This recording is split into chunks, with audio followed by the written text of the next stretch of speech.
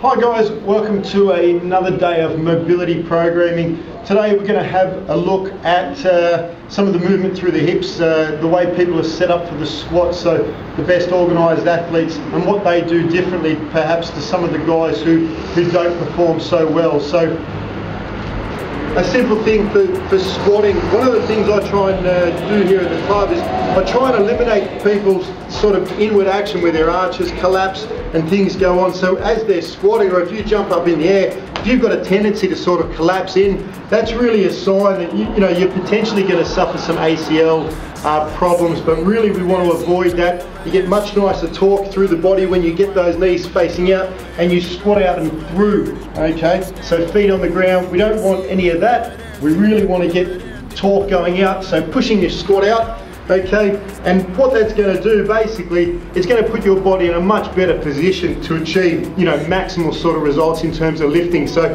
if you're one of these people, sometimes people set up for a squat and they'll set up angled out.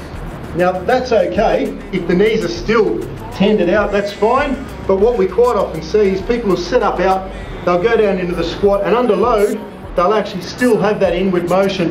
What that does, you can see there, I think you can see there, is that it collapses my arches. So we're going to try and get some mobility going on through the hips. That's going to help the hips move and get into a better squatting position. Okay.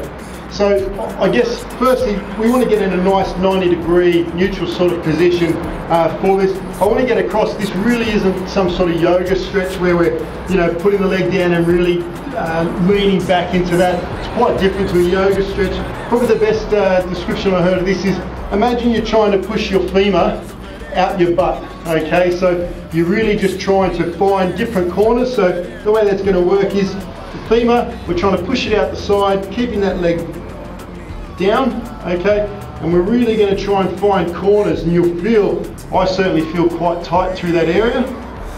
Okay, so I don't know if you can see much from that angle, but if I was to turn front onto you, it's basically just this position. So if you can see my hip there, I'm just trying to drive the hip out and over, and the femur, so the top of my leg, I'm trying to push that out through my butt, if that's the best analogy I can come up with. Okay, so we're going to spend 2 minutes in that position.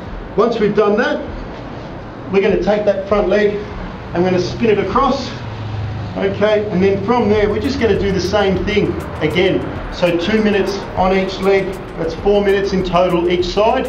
Okay, really important that we try and push out, find all the corners that we can in there. Okay, don't forget, test, retest, where before we do this, try a squat, try a deadlift, see how far you can get your hips out, and then after you do the mobility, jump up, retest again, and you'll see some big differences in how far you can push your bum out.